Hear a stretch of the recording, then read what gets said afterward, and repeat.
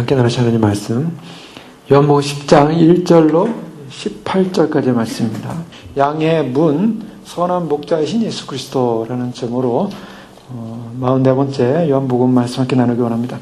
저희는 지난 시간에 요한복음 9장 말씀을 통해서 나면서부터 맹인된 소경이 예수님을 만나서 참으로 기적과 같은 나는 세상의 빛이로다라는 예수님의 말씀의 증언대로 어둠 가운데 있던 인생들, 어둠 가운데 인생이 참으로 빛을 보는 사건을 우리 살펴보았습니다.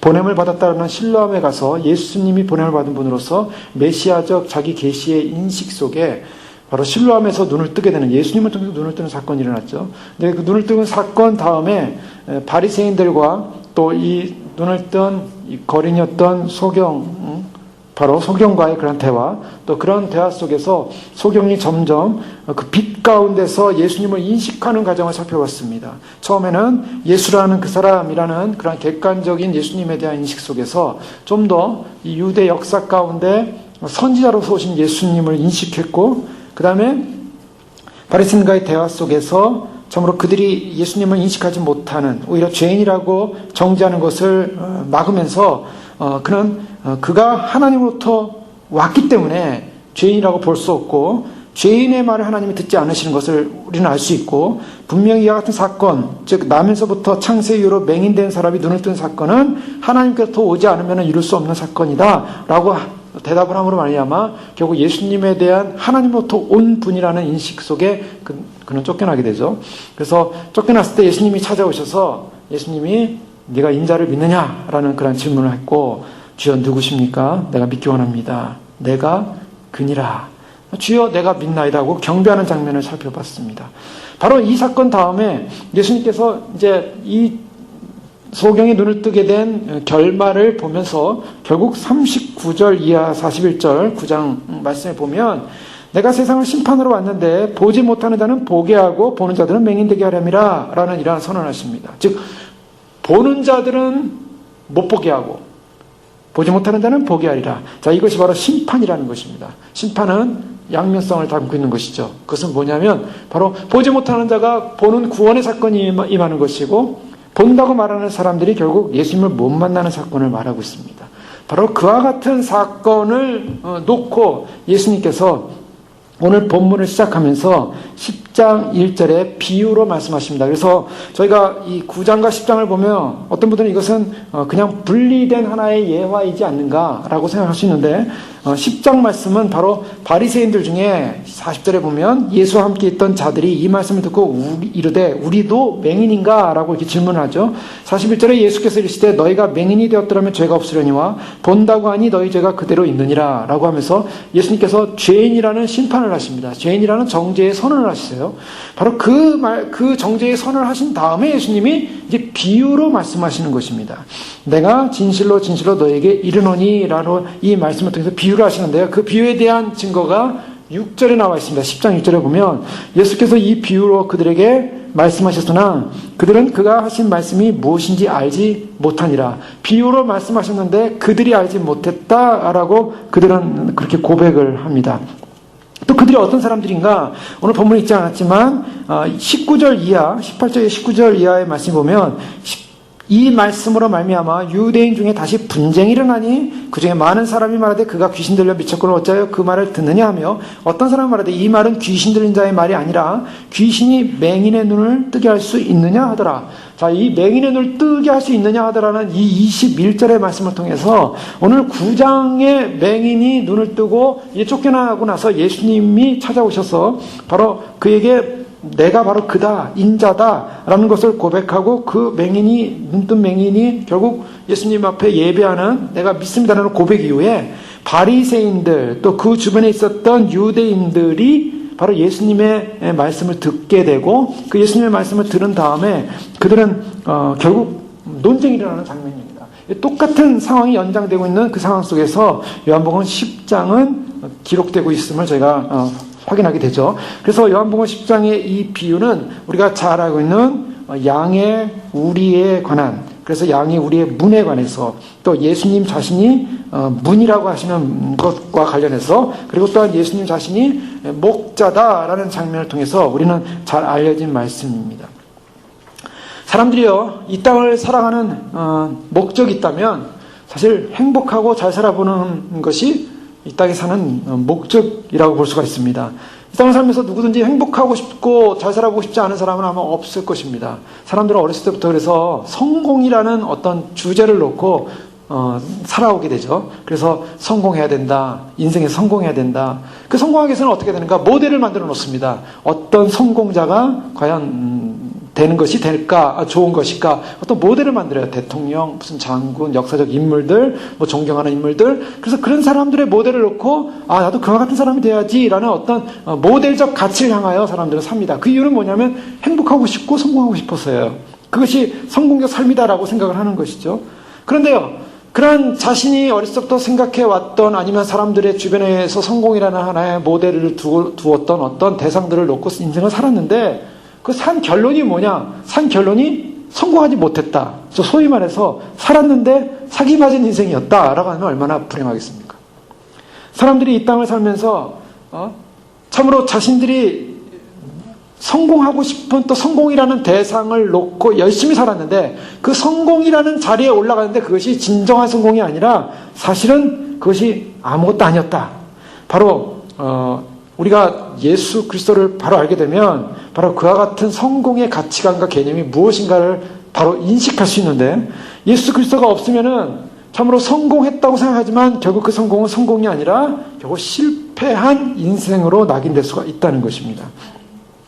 결국 영원한 운명의 결과 앞에 인생이 과연 후회와 절망으로 갈 것이냐 아니면 축복과 영광으로 갈 것이냐.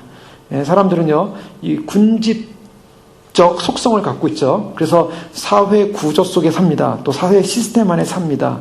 그래서 어떠한 사회 구조 속에 내가 소속되어 있느냐 그 소속되어 있다라는 것 자체가 안정감을 줍니다. 그래서 좀 더 안정된 시스템 안에 들어가길 원해요. 사람들이 왜 대기업 같은 데 취업하고 싶어 합니까? 거기 들어가면 장래가 보장된다고 생각하는 것입니다. 그래서 그 시스템 안에 들어가면 내가 좀 더 나의 그런 삶의 질에 있어서 또 사람들이 일단 바라보는 것뿐만 아니라 자신의 삶에서 안정감이 올 것이다. 사회도 좀 더 좋은 사회. 한국에 있는 사람들이 가끔 뭐 캐나다나 미국 이런 것을 여행하고 오면 제가 미국 오기 전에 한국에 있을 때 어느 목사님이 뭐 캐나다나 이쪽을 여행하고 오더니 굉장히 부러워하더라고요. 누구는 복을 받아가지고 저렇게 좋은 나라에 살고 우리는 이렇게 가난하고 힘든 나라에 사냐 하면서 굉장히 불안한데 사실 우리가 이 땅에 이 미국에 와서 봤을 때 과연 이 사회 구조가 우리에게 정말 진정한 본질적 행복을 주고 있느냐? 사실은 본질적 행복은 어떤 사회 구조 속에 있는 것은 아닙니다. 그러나 사회 구조 속에 있으면 좀 더 안정된 사회 구조 속에 있으면 사람들은 그것이 행복이라고 생각을 해요. 그래서 또한 그런 안정감을 느낀다고 생각합니다. 그래서 좀 더 좋은 사회 구조, 좀 더 좋은 시스템, 좀 더 안정된 어떠한 인간들이 만들어놓은 군집 사회 속으로 들어가서 자기 방어를 하고 싶어하는 것이 인생의 모습입니다. 그런데 그 사회가, 그 구조가, 그 시스템이 결국 진리냐는 거죠. 사람들이 이 땅을 살면서요, 많은 사람들이 군집해 있는 곳에 들어가면 안정감을 누릴 수가 있습니다. 여기는 많은 사람이 다수가 가는 곳이니까 여기서는 행복이 있을 것이고 여기는 안정이 있을 것이고 여기 영원한 성공이 있을 것이다. 그러나 성경은 그렇게 말하고 있지 않다는 것입니다. 성경에서의 진정한 성공과 진정한 행복과 진정한 안정은 어디 있냐면 바로 생명의 문이신 예수 그리스도와의 관계 안에 있다고 성경은 말하고 있습니다. 관계, 예수님과의 관계가 이루어지지 않으면요, 그것은 실패한 인생이라는 것입니다. 또 실패한 사회라는 것입니다. 실패한 구조라는 것입니다. 사실 예수 그리스도가 빠진 사회, 예수 그리스도가 빠진 인생, 예수 그리스도가 빠진 시스템, 그것은 결국에 결론에 가면 과정 속에는 많은 다수의 사람들이 함께 군집하고 있기 때문에 안정감을 누린다고 생각하실지 모르지만 그러나 결론적으로는 거기는 망하는 길이라는 거죠. 자, 그것을 예수님께서 비유로 말씀하시는 것입니다. 1절 말씀해 보니까 내가 진실로 너에게 이르노니 문을 통하여 양의 우리에 들어가지 아니하고 다른 데로 넘어가는 자는 절도며 강도요 문으로 들어가는 이는 양의 목자라.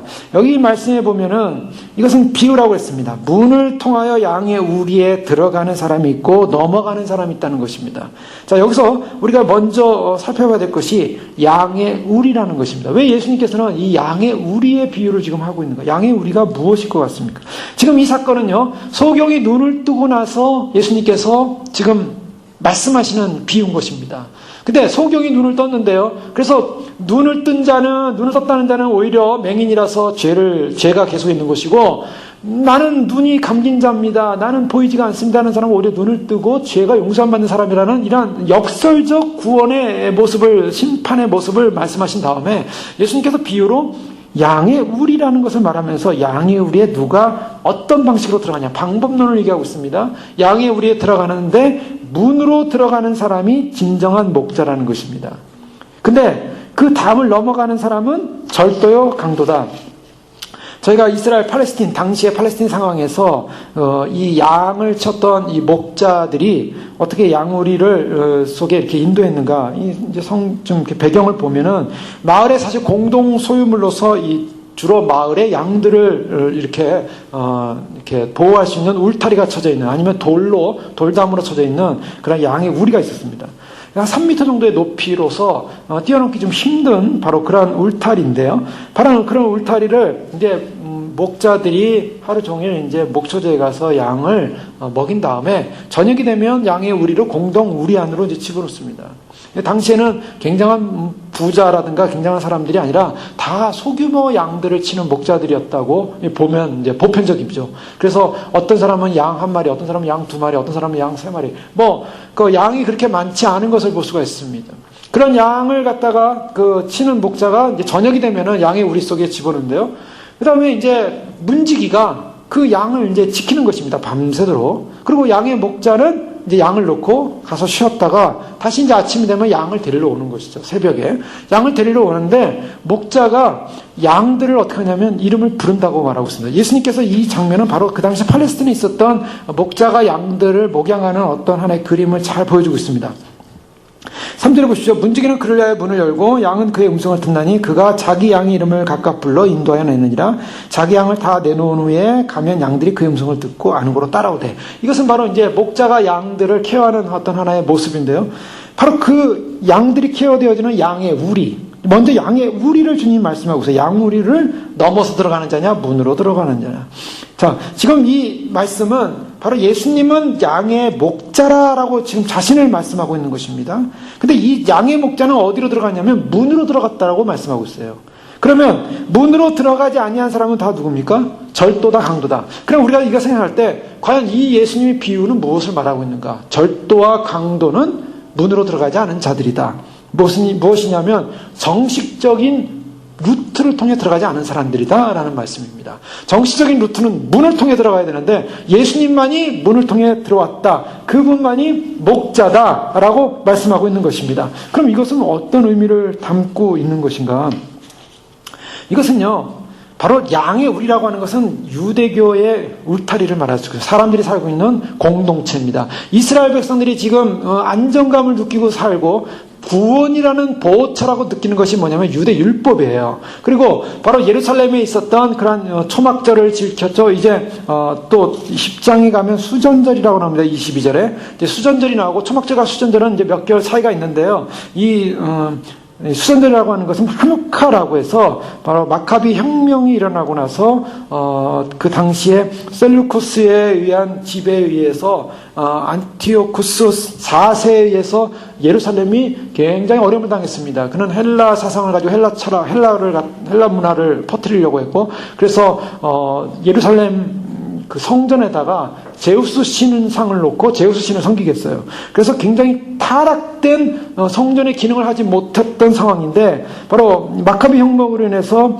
유다라는 사람이 이제 이제 들어가서 성전을 갖다가 탈환하고 나서 그 성전을 탈환했을 때 그 안에 이 기름이 하루치밖에 없었는데 메노라라는 그런 촛대죠. 촛대의 기름이 하루치밖에 없었는데 그것이 기적과 같이 8일을 갖다 밝힘으로 말미암아 또 새롭게 올리브 기름을 갖다가 기름을 보충할 수 있었고, 그래서 성전을 청결할 수 있었다. 그래가지고 결국 예수님 모시기 BC 160년경에 그 헬라 문화에 영향을 받았던 알렉산더의 제국의 세 개로 나눠지죠. 이집트와 그 다음에 시리아죠. 시리아 지역에 지배를 받고 있었던 예루살렘을 마카비 바로 마따디아스라는 제사장이 그의 아들들과 함께 반란을 일으킴으로 말미암아 결국 셀루코스 왕조로부터 그 유대 성전을 갖다가 탈환하는 사건이 일어납니다. 굉장히 유명한 사건이에요. 그래서 요즘도 그 이스라엘 총리가 유엔에서 연설을 할 때 이 마카비의 혁명에 관한 얘기를 합니다. 마카비 혁명은 바로 우리의 독립을 위한 혁명이었다. 우리 이스라엘은 결코 다시는 나라를 빼앗기지 않을 것이다. 이제 얼마 전에 그런 연설을 했는데요. 이 마카비 혁명이 그만큼 이스라엘 역사 가운데 중요한 아주 정점이었습니다. 그래서 마카비 혁명에서 이제 이스라엘의 그 성전이 회복됐다, 깨끗해졌다. 그거를 기념하는 것이 바로 수전절입니다. 22절에 하누카라는 수전절이 예수님 당시에도 지어지고 있었어요. 근데 이것은 율법을 따라 된 것이 아니라 당시의 정치적 상황, 역사적 상황이었습니다. 어쨌든 지금 이 이스라엘 백성들의 안정처는 뭐냐면 바로 이와 같은 유대 율법주의, 또 이스라엘의 그런 선민의식을 통해서 하나님을 섬기는 이런 유대 공동체를 말하고 있어요.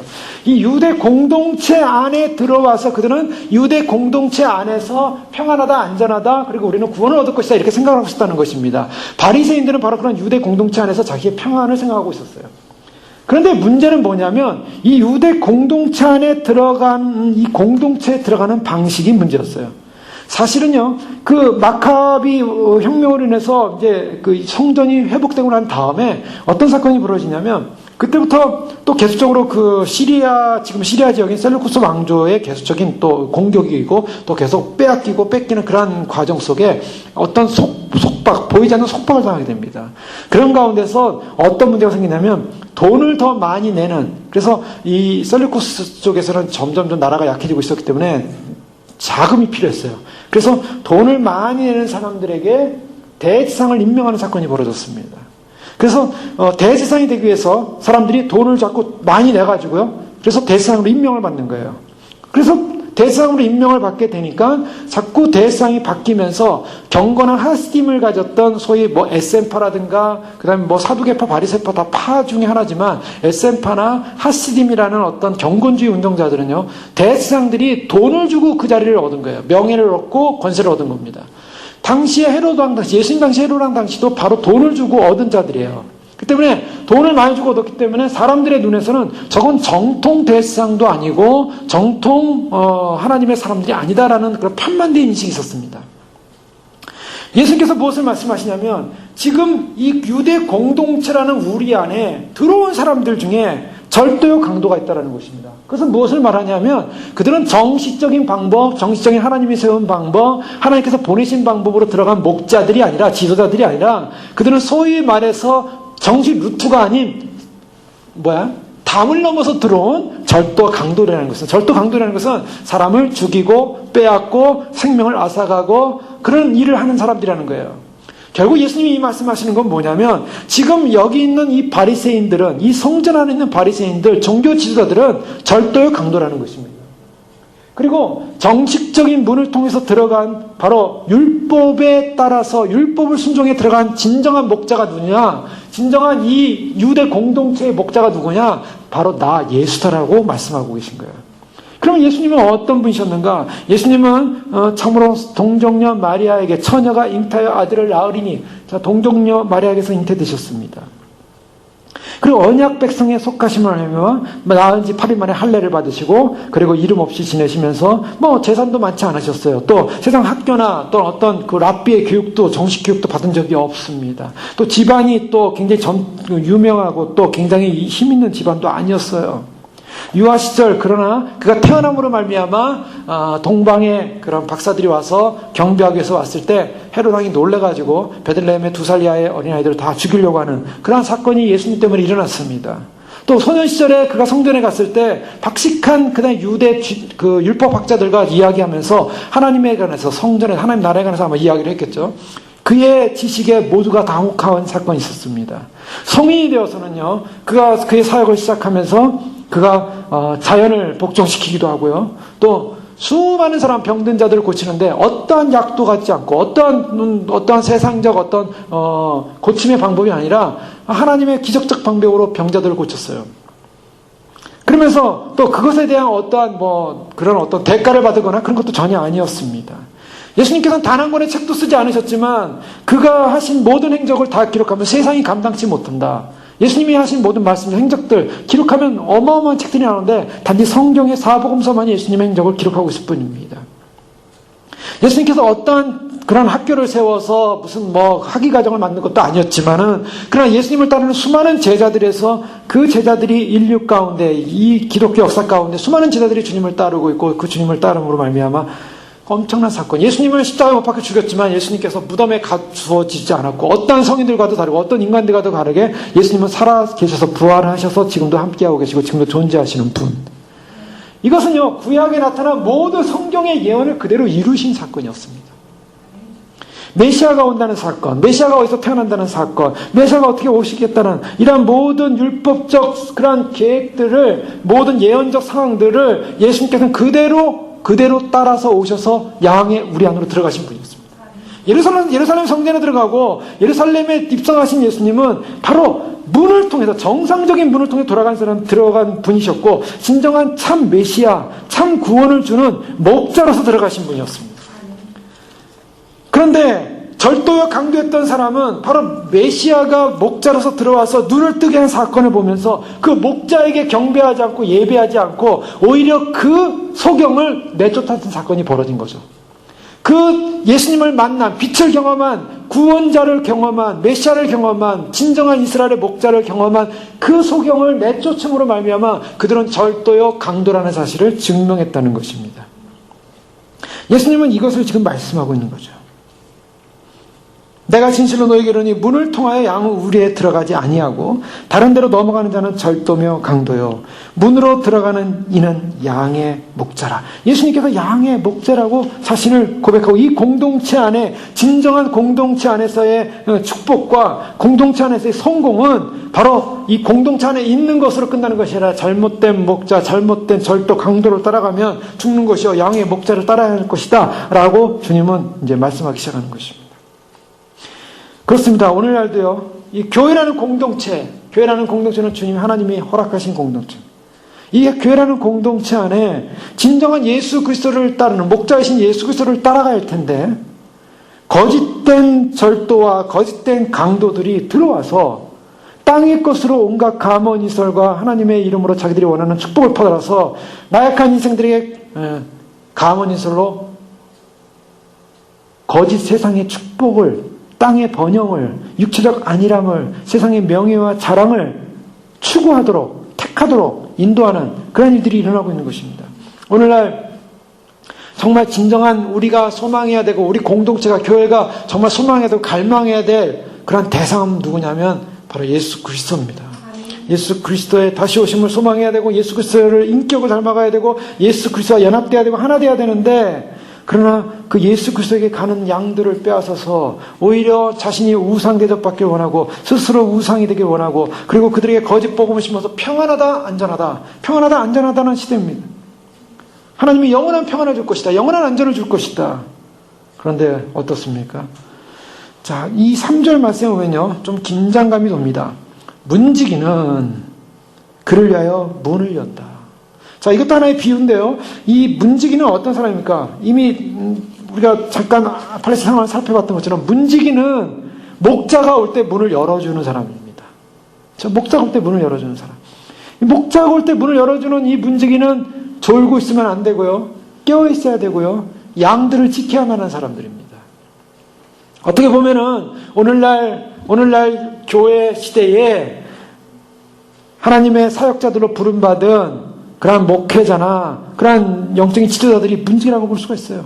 아니면 우리 개인이 객관적으로, 우리가 주관적으로 볼 때 우리 자신도 우리 자신을 정말 깨어서 준비해야 되는 어떤 그와 같은 사명을 받은 문지기로서 개인 자신을 또 볼 수도 있습니다. 어쨌든 이 문지기의 사명은 뭐냐면 목자를 맞이한다는 거예요. 목자를 맞이하기 위해서 그는 깨어있어야만 한다는 것입니다. 성경에서는요, 이 목자를 맞이하기 위해서 깨어있어야 될 그런 상징적 존재들을 많이 보여주고 있습니다. 특별히 오늘 예수 그리스도가 양의 목자로서 이 땅에 오실 때 그를 위하여 문을 열어준 사람이 누구였습니까?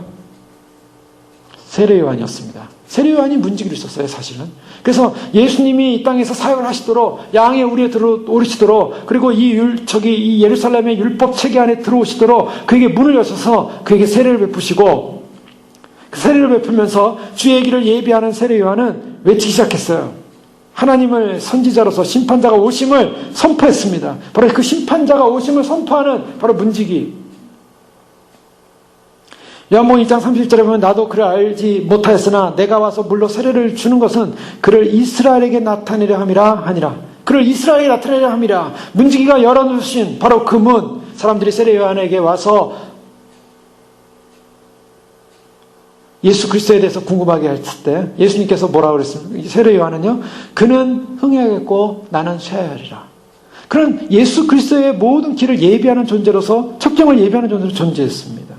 또 문지기에 관한 성경적 공간복음서에 보여주는 모든 기록들은 이 문지기는 하나같이 해야 될 임무가 깨어 있어야 한다는 것입니다. 마가복음 13장 34절의 말씀에 보면 가령 사람이 집을 떠나 타국으로 갈 때 그 종들에게 권한을 주어 각각 사물을 맡기며 문지기에 깨어있으라 명한 것 같다. 문지기에 깨어있으라. 문지기의 사명은요, 깨어있어야 되는 것입니다. 또한 누가복음 11장 39절에도 이하의 말씀에도 보면 너희도 아는 바니 집주인이 만일 도적이 어느 때에 이룰 줄 알았다면 그 집을 뚫지 못하게 했으리라. 그러므로 너희도 예비하고 있으라. 생각지 않을 때 인자가 오리라 하시니라. 베드로가 여짜오되 주께서 이 비유를 우리에게 말씀하시니까 모든 사람에게 하심이니까 주께서 가라사대 지혜 있고 진실한 청지기가 되어 주인에게 그 집 종들을 맡아 때를 따라 양식을 나눠줄 자가 누구냐. 주인이 이럴 때 그 종이 이렇게 하는 것을 보면 그 종이 복이 있으리로다. 내가 참으로 너에게 이르노니 주인이 그 모든 소유를 저에게 맡기리라. 만일 그 종이 마음에 생각하기를 주인이 더디오리라 하며 노비를 때리며 먹고 마시고 취하게 되면 생각지 않은 알지 못하는 시간에 이 종의 주인이 이르러 엄히 때리고 신실치 아니하는 자의 받을 유례 처하리니 주인의 뜻을 알고도 예비치 아니하고 그 뜻대로 행치 아니하는 종은 많이 맞을 것이요 알지 못하고 맞을 일을 행한 종은 적게 맞으리라. 무릇 많이 받은 자에게는 많이 찾을 것이요 많이 맡은 자에게는 많이 달라 할 것이니라. 자, 이것은 무엇을 말하냐면 이 문지기는 이 예수님의 오시는, 목자가 오는 그런 시점에서 종말론적인 긴장 속에 준비하고 있어야 될 존재라는 것입니다. 그런 의미에서 문지기는 그를 위하여 문을 연다. 지금 예수 그리스도가 목자로서 종말론적인 구원의 완성자로서 지금 이스라엘 유대 사회로 들어오셨어요. 들어오실 때 그 문을 연 사람은 초림 때는 세례 요한이었습니다. 요한이 그 문을 연 것입니다. 그러나 예수님께서는 이제 그 안에 들어오셔 사역을 하시면서 그가 참 목자로서, 그러한 참 주인으로서 인자가 오리라. 그 인자가 이제 나중에 후에 살펴보겠는데요. 이 인자는 바로 이미 예수님께서 소경에게 네가 인자를 믿느냐라고 했어요. 그 인자가 뭐냐면 인자는 the Son of Man, 그 사람의 아들입니다. 그 사람의 아들. 바로 이 예수 그리스도가 어떤 분이냐면 바로 이 다니엘 7장에 나오는 하나님의 아들로서의 심판주로서의 모습으로 자신을 계시하셨는데요. 그 자신을 계시하는 것이 내가 메시아다, 하나님의 아들이다, 내가 다윗의 자손이다 이렇게 직접적으로 말씀하지 않으셨어요. 예수님은 인자라는 말을 쓰십니다. 그 인자라는 말을 쓰신 목적은 정치적인 부분을 회피하는 부분도 없지 않아 있고요. 또 한 가지 결론적으로 보면 바로 예수님은 십자가에서 그 육신, 성육신하신 몸으로 희생제물로 돌아가셔야 되는 대제사장으로서 사명으로 이 땅에 오셨다는 것을 간접적으로 증명하고 있는 것입니다. 어쨌든 인자가 올 때 그 인자는 2000년 전에 바로 십자가에서 우리를 위한 희생제물로 돌아가셨지만 그러나 이제는 그 인자가 다시 오신다는 거죠. 오실 때 진실한 청지기가 되어, 지혜 있고 진실한 청지기가 되어, 그래서 인자가 올 때 인자를 맞이할 수 있도록 준비하는 바로 그 사람, 문지기인 것입니다. 어떤 면에서는 권세자들에게 요한이 지금 말하고 있는 것은 하나님의 백성의 파수꾼의 역할을 가르치는 경고다라고 이렇게 보는 분들도 있어요. 그래서 예레미야 6장 10절에 보면 내가 또 너희 위에 파수꾼을 세웠으니 나팔 소리를 들으라 하나 그들이 대답이 우리는 듣지 않겠노라 하였노라. 그러므로 너희 열방아 들으라. 회중아 그들의 당할 일을 알라. 땅이여 들으라. 내가 이 백성에게 재앙을 내리니 이것이 그들의 생각의 결과라. 그들이 내 말을 듣지 아니하며 내 법을 버렸습니다. 자, 나팔 소리를 들으라. 파수꾼에게. 예레미야는 파수꾼을 통해서 하나님의 징계와 심판의 나팔 소리를 파수꾼이 알고 외치라고 했는데 파수꾼이 듣지 않겠다는 것입니다. 에스겔서에서도 마찬가지로 3장 10절에 보면 인자야 내가 너를 이스라엘 족속의 파수꾼으로 세웠으니 너는 내 입의 말을 듣고 나를 대신하여 그들을 깨우치라. 가령 내가 악인에게 말하기를 너는 꼭 죽으리라 할 때 내가 깨우치지 아니하거나 말로 악인에게 일러서 그 악한 길을 떠나 생명을 구원케 하지 아니하면 그 악인은 그 죄악 중에서 죽으려니와 내가 그 핏값을 내 손에 찾을 것이라. 자, 파수꾼에게 주어지는 임무는 뭐냐면 하나님의 심판이 임할 것이고 바로 악한 길에서 돌이키라라는 명령을, 그러한 메시지를 전해야 하는 것이 파수꾼의 임무라고 말하고 있습니다. 만약 그것을 전하지 않으면 그 사람들은, 그 악인들은 자기 죄 가운데 죽지만 그러나 그 빛값을 파수꾼에게 찾겠다. 파수꾼의 사명은요, 바로 예수 그리스도의 오심의 길을 깨어 준비하는 청지자도 되고요, 또 이 마지막 때에 하나님께서 심판할 수밖에 없다는 죄에 대한, 심판에 대한 그런 경고의 메시지를 계속적으로 전해야 한다는 것입니다. 자, 이와 같은 일을 하는 것이 바로 이 문지기의 사명이에요. 이사야서 62장 6절에도 예루살렘이여 내가 너의 성벽 위에 파수꾼을 세우고 그들로 종일 종야에 잠잠치 않게 하였느니라. 너희 여호와로 기억하시게 하는 자들아 너는 쉬지 말며, 예? 성벽 위에 파수꾼을 세우고 쉬지 말라는 거예요. 종일 종야에 잠잠치 않게 하였느니라. 종일 종야 외치라는 것입니다. 시끄럽게 하라는 것입니다. 알리라는 것입니다. 자, 문지기가 나온다. 우리의 양의 문을 관리하는 문지기는 바로 이 종말론적인 긴박성을 가지고 존재하는 사람입니다. 마가복음 10장 21절 이하에도 마찬가지로 그 같은 종말론적인 긴박성이 나오는데, 마가복음 13장 29절에 이와 같이 너희가 이런 일이 나는 것을 보거든 인자가 가까이 문 앞에 이른 줄을 알라. 내가 진실로 너에게 말하노니 이 세대가 지나가기 전에 이 일이 다 이루리라. 이것은 뭐냐면 무화과나무 비유를 예수님 말씀하신 다음에 인자가 가까이 왔다 라고 말씀하시고 이 시대가 지나가기 전에 이룰 것이다. 내 말은 없어지지 않냐리라. 그러나 그날과 그때는 아무도 모르나니 하늘에 있는 천사들도 아들도 모르고 아버지만 아시느니라. 주의하라, 깨어있으라. 그때가 언제인지 알지 못함이니라. 가령 사람이 집을 떠나 탁으로 갈 때 그 종들에게 권한을 줘. 각각 사물을 맡기며 문지기에게 깨어있으라 명함같이. 자, 문지기의 사명은요, 바로 양들이 우리 안에 들어갔을 때 깨어서 그 양들을 보호할 뿐만 아니라 적들로부터, 일단 절도요, 사기꾼이요, 또 그러한 강도들로부터 지키고 보호해야 될 그러한 사명이 있는 것입니다. 그런데 그 문지기들의 사명이 오히려 문지기가 절도가 되고 강도가 돼서 참으로 오시는 주님을 예배하지 못하고 문을 열어주지 않고 준비하지 않고 오히려 주님은 늦게 오신다, 더디 오신다, 그렇게 말하고 있고, 그가 호련히 와서 너희 자는 것을 보지 않도록 하리라. 깨어있으라. 내가 너에게 하는 이 말은 모든 사람에게 하는 말이니라. 자, 모든 사람에게 문지기에 깨어있으라 함과 같이, 즉 비유죠. 문지기에 깨어있으라 함과 같은 이 표현은 뭐냐면 모든 사람에게 한 말이라는 거예요. 결국 이것은 종말론적 그런 관점에서 올 때, 구원의 주님이 왔을 때 문을 열어줘야 될 사람은 바로 누구냐? 모든 사람이라는 것입니다. 모든 믿음의 공동체 안에 있는 사람. 요한계시록 3장 20절에 볼지어다 내가 문 밖에서 두드리노니 누구든지 내 음성을 듣고 문을 열면 내가 그에게로 들어가 그로 더불어 먹고 그는 나로 더불어 먹으리라. 문을 여는 사람이 누구예요? 누구든지. 자, 비유에서는 문지기에서 한정하고 있지만 이 문지기는 또 청지기로 가고 또 파수꾼으로 가고 구약적 상황으로는요. 그럼 마지막 종말론적 상황으로 가면 이것은 모든 사람에게 한 말이다. 깨어있으라. 문을 열라. 누구든지 문을 두드릴 때 문을 열면 바로 문지기여서 문을 열어야 한다는 것인데, 우리 심령의 문을 열어야 한다는 것이죠. 어쨌든 이런 문지기가 그를 위하여 문을 여는 사건이 벌어질 때 양은 그 음성을 듣게 된다라고 말하고 있습니다. 놀라운 것은요, 문지기가 주님 오실 때 이제 문을 여는데 이러한 사명을 감당하게 될 때 여기서 3절부터 5절까지의 말씀을 보면 다시 한번 읽어보겠습니다. 문지기는 그를 위하여 문을 열고 양은 그의 음성을 듣나니 그가 자기 양의 이름을 각각 불러 인도하여 내느니라. 자기 양을 다 내놓은 후에 앞서가면 양들이 그의 음성을 아는 고로 따라오되 타인의 음성은 알지 못하는 고로 타인을 따르지 아니하고 도리어 도망하느니라. 여기서 이 말씀은 이제 문지기가 문을 열게 됩니다. 그때 이제 누가 들어옵니까? 양의 목자가 들어오죠. 양의 목자가 들어오는데 양의 목자가 아까 설명 안 드렸지만 이제 새벽에 양들을 데려갈 때 양의 이름을 각각 부릅니다. 양의 이름을 보십시오. 각각 불러. 이것이 목자가 양들을 안다는 거예요. 아무개 양아, 아무개야, 아무개야 이렇게 양들의 이름을 부릅니다. 그 양들이요 목자의 음성을 듣고 목자를 따라 어떻게 해요? 나갑니다. 나가요. 인도하여 내느니라. 인도하여 내느니라. 예수님께서 이 표현을 하실 때 이것은 바로 구원자가 앞으로 어떻게 구원을 이룰 거라는 구원적 방식을 말씀하고 있습니다. 유대 공동체 안에 있었던 양들이 있었어요. 근데 그 양들은 목자의 음성을 들어서 따라 나온다는 것입니다.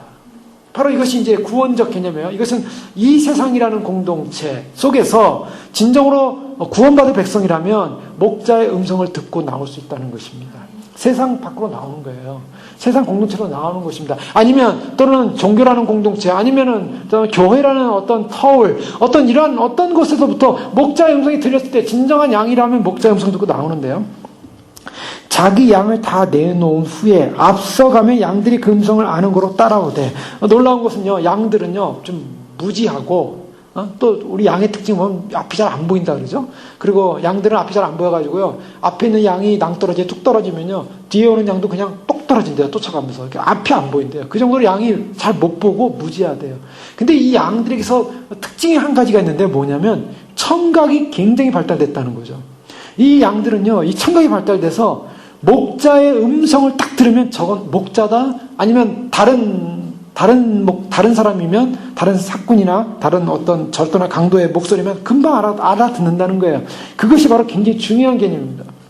그래서 목자의 음성, 아무리 목자가 변복을 하고 또 옷을 바꿔 입고 그렇게 왔다 할지라도 목자의 음성을 알아들을 수 있는 것, 바로 양이라는 거죠. 근데 그 양은요, 목자의 음성을 들은 다음에 그 다음에 뭡니까? 각각 불러냈을 때 양은 목자를 따라간다. 그 음성을 아는 거로 따라간다. 자, 예수님께서는요, 9장 4절에 보면 때가 아직 낮음에 나를 보내신 이의 일을 우리가 하여야 하리라. 자, 나를 보내신 일을, 그것은 뭡니까? 바로 생명을 살리는 일, 눈먼 거린을 그런 그 우리 안에서, 유대교라는 우리 안에서 유대교에 정식적으로 들어오신 바로 메시아로 오신 예수님인데, 그 예수님이 오셔서 그 유대교의 그 터 안에서 그 양을 데리고 나온 것입니다. 그런데요, 그 소경을 내어쫓았던 사람들은 절도요, 강도인 거죠. 그들이 내어쫓았지만 문지기는 그를 위하여 문을 열고 양은 그의 음성을 듣나니 그가 자기 양의 이름을 각각 불러 인도하여 내느니라. 황무지와 같은 곳에서, 유대계의 쫓김에서 생명의 길로 나오는 것이죠. 자, 나오는데요, 이 사람, 나오는 양들은 누구냐? 각각 불러, 즉 바로 목자의 양들로 선택받은 양들입니다. 목자의 양들로 선택받은 양들은 목자의 음성을 듣고 나온다는 거죠. 자, 그와 같은 것은요, 26절에 보면, 10장 26절에 예수님 이런 말씀하십니다. 너희가 내 양이 아니므로 믿지 아니하는도다. 목자의 음성을 듣고 따라 나온다는 것은 목자를 믿는다는 것입니다. 그러나 목자를 믿지 못하는 사람들은 내 양이 아니라는 거예요. 자, 이것은 바로 문지기와 양과 참 목자와 여러 가지 우리가 이 비유를 통해 볼 수가 있지만, 문지기가 깨어있는 것이 바로 우리의 모습처럼, 양들의 모습처럼, 목자가 왔을 때 그 음성을 들을 수 있는 귀, 바로 양이기 때문에, 바로 주님을 믿는 사람들은 바로 양이기 때문에, 민수기 27장 16절에 보면 바로 이런 목자에 관한 예언을 하고 있습니다. 여호와 모든 육체의 생명의 하나님이시여, 원컨대 한 사람을 이 회중위에 세워서 그들 앞에 출입하며 그들을 인도하여 출입하게 하사 여호와의 회중으로 목자 없는 양같이 되게 하지 않게 하옵소서. 목자 없는 양처럼 되지 말라라고 민수기에서 그렇게 하나님 앞에 간구합니다. 미가서 2장 12절 이하에도 13절에도 길을 여는 자가 그들의 앞서 올라가고 그들은 달려서 성문에 이르러서는 그리로 쫓아갈 것이며 그들의 왕이 앞서 행하며 여호와께서 선두로 행하시리라. 길을 여는 자, 왕이 앞서가고 있습니다. 바로 그 왕을 따라 백성들은 또 쫓아 달려간다고 말하고 있어요. 쫓아간다고 말하고 있어요. 자, 목자가 앞서가면, 4절에 목자가 그 음성을 아는 거로 앞서가면, 다 내놓은 애 앞서가면 음성을 아는 거로 따라간다. 바로 이것이 구원자적인 목자와 양이라는 하나의 그 이스라엘과 참 하나님과의 관계, 목자와 양의 비유를 주님께서 말씀하시고 있습니다. 자, 이것은요, 바로 예수님의 제자들을 통해서 우리는 금방 발견할 수가 있어요. 예수님께서 마태복음 9장 9절에 마태가 세관에 앉아있을 때 이르시되 나를 따르라 하시니 일어나 따르니라. 음성을 알아듣는 거예요. 예수님의 음성을 알아들었습니다. 예수님께서 누가복음 19장에 보면 어느 마을에 들어갔을 때 키가 작은 세리장이었던 삭개오가 있었습니다. 삭개오가 뽕나무에 올라가지 않았습니까? 예수께서 그것을 이르사 우러러보시고 이르시되 삭개오야, 속히 내려오라. 내가 오늘 내 집에 유하여야겠다. 이 이름이 불려졌어요. 삭개오야, 내려오라. 예수님께서 예수님께서 마태를 볼 때도 나를 따르라, 삭개오야 내려오라. 이 목자가 양을 부르는 소리입니다. 그 소리를 듣고요, 뛰어 내려왔어요. 내려와서 그는 완전히 변화된 모습을 보이지 않습니까? 요한복음 1장 43절에도 보면 이튿날 예수께서 갈릴리로 나가려 하시다가 빌립을 만나 이르시되 나를 쫓으라. 나를 쫓으라. 이 목자가 부르는 소리입니다. 나를 쫓으라. 나를 따르라. 여러분, 이것이 주님께서 우리에게 하시는 말씀이에요. 우리가 정말 진정한 주님의 양이라면 주님께서 나를 따르라, 나를 쫓으라, 나를 믿으라, 우리가 주님을 쫓고 따르게 될 줄로 믿습니다. 요한복음 11장에도 보면요, 예수님께서 목자가 자기 양을 부르는 아주 결정적인 그러한 음성의 능력을 보여준 것이 있었어요. 그 뭐냐면 나사로가 죽었을 때입니다. 나사로가 죽어가지고요, 이미 사흘이 됐어요. 사흘이 된 그런 나사로가 이제 시신에서 썩은 냄새가 나는, 그런 팔레스틴의 그 더운 날씨에 썩은 냄새가 나는 그 시신이 이 안치되어 있는 곳에 가서 예수님께서 뭐라고 하십니까? 나사로야 나오라. 나사로야 나오라. 그 음성을 나사로가, 그 육체, 시신된 육체가 그 음성을 듣고 일어났습니다. 그리고 무덤 밖으로 나온 거예요. 하나님, 목자가 양을 부를 때 양이 해야 되는 것은 즉각적인 응답이죠. 이 즉각적인 응답도 어떻게 보면 하나님의 섭리적인 역사를 보면 하나님의 역사입니다. 하나님의 역사. 하나님의 역사. 요한복음 20장에도요, 예수님께서 부활하신 그 새벽에 막달라 마리아와 여인 막 쫓아가지 않았습니까? 무덤에 들어가서 어떻게 이제 무덤 보는데 무덤 안에 사람이 없는 거예요. 너무 놀랐죠. 근데 옆에 예수님이 계시는데 예수님이 계시니 마치 동산직인 줄 알고요. 우리 주님이 없어졌습니다. 이렇게 했어요. 그때 그 예수님께서 마리아야 이렇게 하셨거든요. 마리아야. 마리아야. 그런데 그 마리아라는 그 음성에 눈이 열려요. 그 예수님을 바라보면서 라옵니요. 예? 마리아야. 예수님이 부르실 때 그 부름을 듣고 응답하는 사람들 양입니다. 지금 이 소경도요, 예수님께서 가서 실로암에 가서 침을 뱉어가지고 진흙을 기어서 눈에 바르시고 실로암에 가서 씻으라. 사실요, 이 소경이 있던 곳에서 실로암 못까지 얼마나 거리가 되는지 모르지만, 실로암 못을 가려면요, 계단을 내려가가지고 그 계단을 한참 그 사람들을 지나가지고 가야 합니다.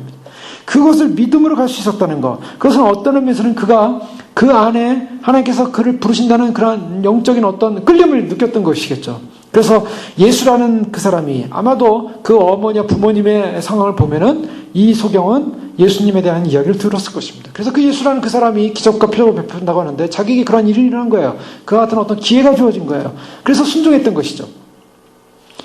자, 주님께서 부르는 사람 어떤 사람이겠습니까? 택함 받은 사람입니다. 이것이 성경에서 보여주는 놀라운 축복이에요. 지금 이 몇 명의 사람들이 예수님의 부름을 받았을 때 이 부름받은 사람은 얼마나 축복된 사람인지 몰라요. 성경에서 누가복음 13장 24절에 분명히 이런 말씀하잖아요. 좁은 문으로 들어가기를 힘쓰라. 내가 너에게 이르노니 들어가기를 구하여도 못하는 자가 많으리라. 들어가기를 힘쓰라. 네?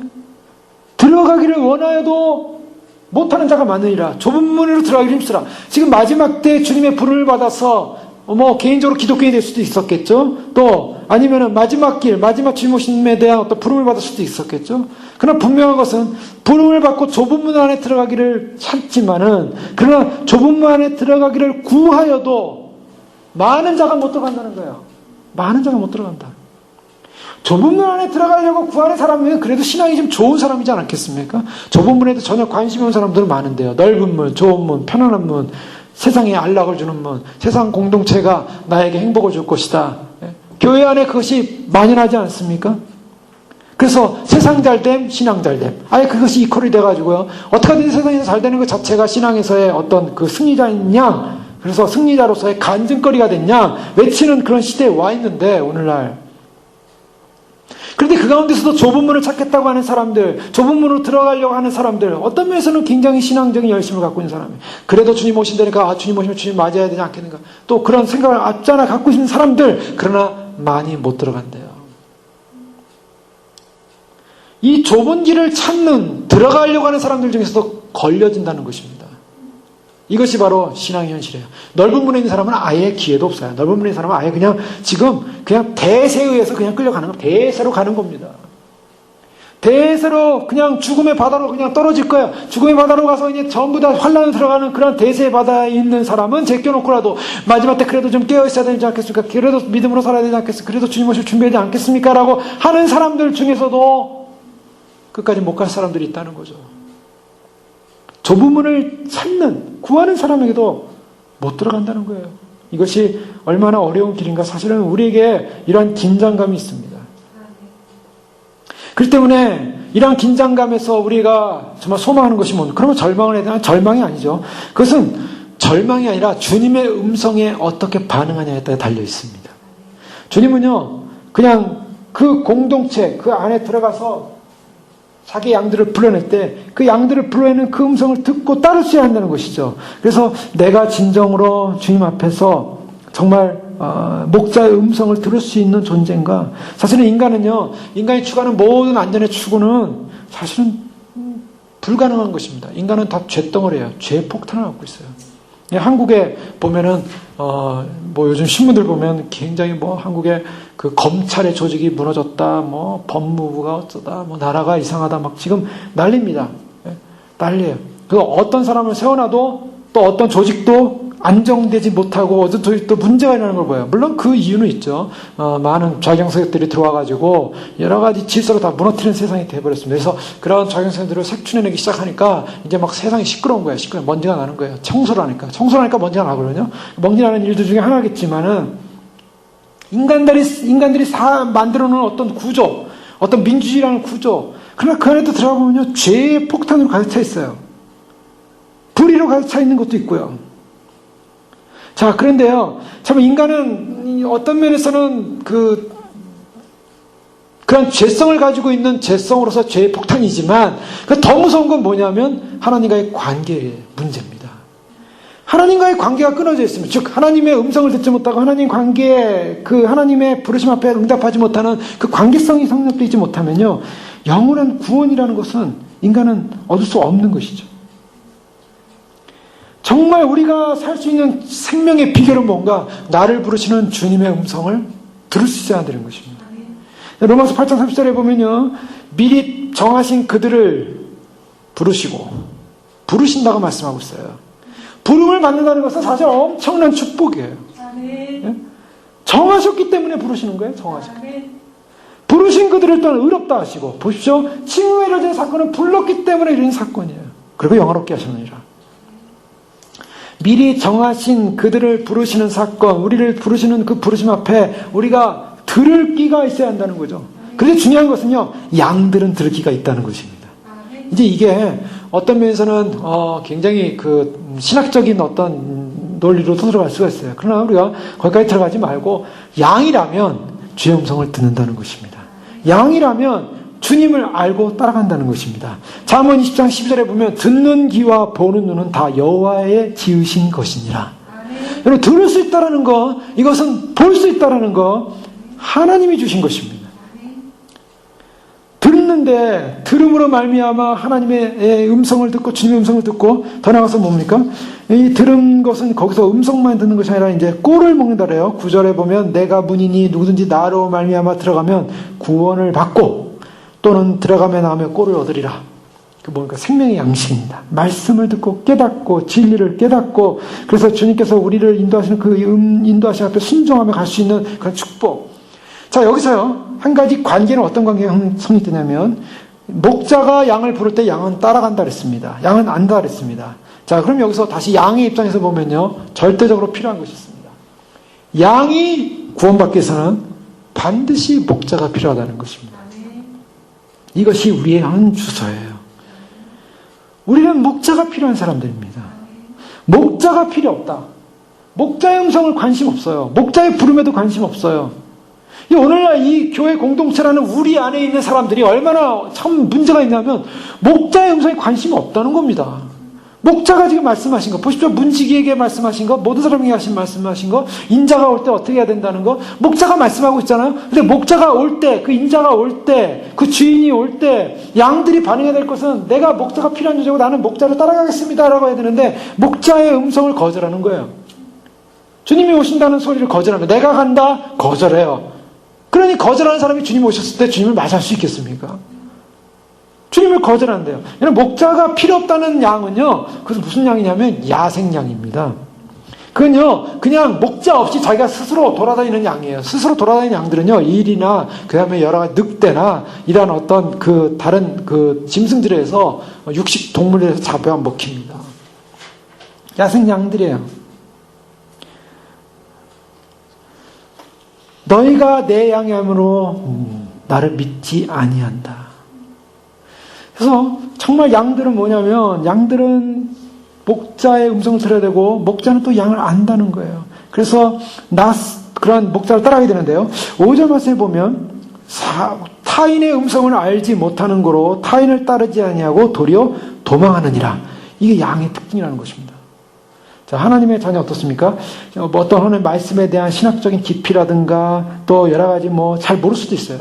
그러나 어떤 말씀을 들었을 때 이건 치명적인 이단 사설과 같은 것이다. 금방 알아듣습니다. 금방 깨달아요. 듣자마자 인식합니다. 본능적으로 간파할 수 있다는 거예요. 자, 이것은 이리의 소리인지 목자의 소리인지 그 감각과 지혜는 누구에게 양에게 있습니다.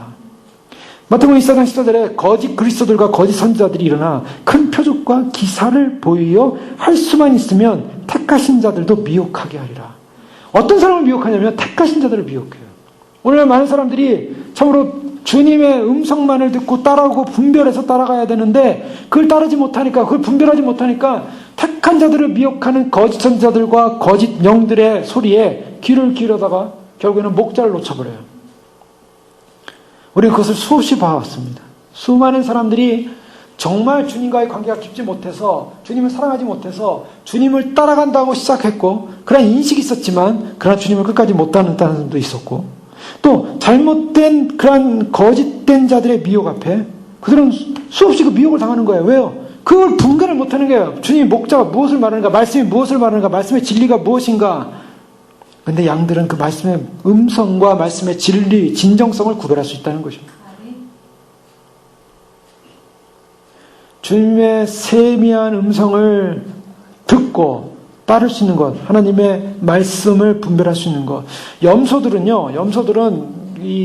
묶어가지고요, 끈으로 묶어가지고 이렇게 끌고 다닌다고 합니다. 근데 양들은 그럴 필요가 없대요. 어떤 사람들은요, 끈으로 묶어서 끌고 다녀야 될 사람들이 있어요. 목자가요. 근데 끈으로 묶지 않으면 그냥 딴 길로 가버리는 거야, 아예. 근데 양들은 목자가 가면은 끈으로 안 묶어도 따라갑니다. 그 목자가 따라가는 거예요. 그게 양이에요. 근데 끈으로 묶어서 간신히 막 일로 와라 왜 딴 길로 가냐면서 막 때리기도 하고 이렇게 하기도 하고 그래서 끈으로 막 그렇게 끌고 가는 사람은 양이 아닌 거예요. 결국은요, 염소와 양이 어떤 구분을 갖고 있냐면 바로 이런 부분을 갖고 있습니다. 말씀을 듣고 하나님의 말씀, 주님의 음성의 말씀이 이 말씀이군요. 내가 이 말씀 순종하겠습니다. 이 말씀을 따라가면서 분별의 영, 목자의 음성을 듣고 분별한대요. 그런데 그 양은요, 타인의 음성은 알지 못하는 거로 따르지 않는다는 겁니다. 이런 지혜가 필요한 것입니다. 이게 우리가 주님 맞이할 때 마지막 양으로서 주님 맞이하기 위해서는요, 주님과의 관계가 깊고 긴밀하고 그 음성을 알아야 됩니다. 그 음성을 깨달아야 됩니다. 그래야만이 되는데요. 마가복음 4장 11절 이하에 보면 이르시되 하나님 나라의 비밀을 너에게 주었으나 외인에게는 모든 것을 비유로 하나니 이는 저희로 보기는 보아도 알지 못하며 듣기는 들어도 깨닫지 못하게 하려 함이라. 돌이켜 죄사함을 얻지 못하게 하려 함이니라. 또 가라사대 너희가 이 비유를 알지 못할진데 어떻게 모든 비유를 알겠느냐? 유사하게 깨닫지 비유를 알겠느냐? 라고 말씀하세요. 그러니까 저희는 보기는 보아도 알지 못하고 듣기는 들어도 깨닫지 못한다. 자, 이 말씀은요, 마치 수수께끼와 같죠. 그래서 어떤 사람은 이 말씀이 안 들리는 거야. 안 보이는 겁니다. 왜? 이 말씀이 안 보이고 안 들리는 사람들은요, 이게 심각한 거예요. 지금 뭔가 잘못된 곳에 빠졌든가, 잘못된 것에 미혹되어 있든가, 잘못된 길을 걸어가고 있을 때 안 들리고 안 보여요. 그러나 양들은 목자의 음성을 듣는다 그랬습니다. 자, 그런데 그 목자와 양과의 관계는 어떤 관계가 말합니까? 우리가 여기서는 이제 하나의 목양적 차원에서의 어떤 하나의 비유라고 볼 수 있는데요. 그러나 이걸 우리가 본질적으로 들어가면 목자와 양과의 관계, 즉 목자의 음성을 들을 수 있는 관계가 뭘까? 이것은 목자가 양을 기피할 뿐만 아니라 양도 목자를 안다. 이것은 어떤 관계냐면 진정한 사랑의 관계라는 것입니다. 목자와 양, 즉 하나님과 그리스도와 우리와의 관계는요, 이 믿는 성도와 믿는 신부들의 관계는 사랑의 관계입니다. 그리스도를 향한 사랑이 성도의 삶에서 가장 중요한 부분이에요. 이것이 서로 알 수 있는 부분이에요. 우리가 누구를 알아간다 할 때 사랑한다면 알아갈 수 있어요. 사랑하지 않는다면 못 알아갈 수 있다고요. 근데 그리스도를 안다는 것 자체, 그리스도가 우리를 안다는 것은 그리스도와 우리와의 사랑 관계, 주님은 우리에게 그 사랑을 주셨어요. 우리가 그 사랑을 인식했어요. 알았어요. 깨달았어요. 반응했어요. 그리고 그 사랑은, 그 주님의 사랑 앞에서 우리가 주님을 사랑하기 시작했고, 그래서 그 사랑의 관계로 연결되어 있는 거예요. 그리스도를 향한 사랑이 없다면 영적 생명이 없는 것과 마찬가지입니다. 그래서 청교도 토마스 빈센트 같은 분은 이런 그리스도의 사랑이 결핍이 무엇인지에 관해서 이런 말을 합니다. 그리스도를 향한 사랑은 성도의 삶에서 아주 큰 부분을 차지한다. 그리스도를 향한 사랑이 없다면 영적 생명이 없는 것과 마찬가지다. 이것은 마치 몸에서 영혼이 떠나가면 육체적 생명이 다하는 것과 같다. 그리스도를 향한 사랑이 없는 믿음은 죽은 믿음이며 그리스도를 향한 사랑이 없는 성도는 죽은 그리스도인이며 죄와 허물로 죽은 존재다. 그리스도를 향한 사랑이 없으면 그리스도인이라는 이름은 가졌을지 모르지만 그리스도인의 모습은 전혀 없다. 경건의 모양은 가졌을지 모르지만 경건의 능력은 전혀 없다. 즉 사랑의 문제가 사랑의 핵심이라는 거예요. 참 그리스도인이 아니냐. 양이 목자의 음성을 듣고 알 수 있다는 것, 주님을 사랑하는 존재냐 아니냐. 그러면 진정한 그리스도인, 주님을 사랑하는 그러한 진정한 그리스도는 어떤 사람인가? 그는 계속 이렇게 말합니다. 성도가 그리스도를 사랑한다면 무엇보다도 그분을 갈망한다. 무엇보다도 그분을 기뻐한다. 무엇보다도 그분을 소망하며 기대한다. 무엇보다도 죄를 미워하고 두려워하며 죄를 슬퍼하고 죄에 분노한다. 그리스도가 죄를 싫어하기 때문이다. 그리스도는 아신다. 성도라면 그리스도를 향한 사랑 때문에 그들의 모든 힘과 능력을 그리스도를 위해 사용하리라는 것을 그분은 아신다. 그들의 모든 생각을 사로잡아 그리스도께 복종시킬 것을 아신다. 그리스도의 진리를 구하고 찾는데 그들의 모든 지혜를 쏟으며 그렇게 얻은 진리를 기억 속에 담아두려는 것을 아신다. 그들의 양심이 그리스도의 충성스러운 대리자로서 기꺼이 꾸짖고 용서하려는 것을 아신다. 그들의 의지는 그리스도의 가르침에 따라 선택될 것을 아신다. 성도의 모든 감각과 육체는 그리스도를 위한 것이다. 성도의 눈은 그리스도를 위해 보며 성도의 귀는 그리스도를 위해 들으며 성도의 혀는 그리스도를 위해 말하며 성도의 손은 그리스도를 위해 일하며 성도의 발은 그리스도를 위해 걷는다. 성도의 모든 은사와 달란트는 그리스도를 위해 헌신하며 섬기는 도구가 된다. 성도는 그리스도를 사랑하기에 그분이 하라시면 무엇이든 그분을 위해 기꺼이 한다. 성도는 그리스도가 원하시면 그분을 위해 어떤 고난이든 감내한다. 성도는 그리스도를 무척 사랑하기에 자신을 부인하고 그리스도의 십자가를 지고 어디든지 그분이 인도하는 대로 따라간다. 자, 이것은 이 청교도의 귀한 목사님이 참으로 그리스도를 사랑하는 사람이 어떤 사람인가? 이 하나님 목자를 알고 양이 목자를 따른다는 것은요, 단지 우리가 그냥 물리적으로 따라간다는 그런 걸어간다는 개념이 아니라 주님과의 모든 신앙과 삶과 가치관과 생각과 그런 모든 인생과 그의 모든 육체와 그의 모든 달란트와 모든 삶이 기꺼이 그리스도에게 목적을 두고 그리스도가 원하는 것을 하고 그리스도의 성품을 닮아가기 위해서 소망하고 기도하고 기뻐하고 갈망한다는 것이죠. 그리스도를 추구하는 삶, 그리스도께 헌신한 삶인 것입니다. 바로 이것이 이 양과 목자의 관계인 것입니다. 자, 그러면서요, 주님께서 이 7절에 보면, 그러므로 예수께서 다시 이르시되 내가 진실로 진실로 너에게 말하노니 나는 양의 문이라. 양의 문이다. 이제는 직접 예수님이 문이라고 말씀하세요. 이제 앞에 우리에 들어가는 사람은 목자인데 목자는 반드시 문으로 들어간다. 자, 양의 우리의 문이다라는 그 문과 7절의 문은 다릅니다. 그래서 그것은 유대 공동체 안에 들어가는 어떤 방식으로서의 문을 말하고 그 문을 통과한 문, 즉 유대의 정통적 진정한 목자로서 오신 분을 강조하기 위해서 문을 강조했고요.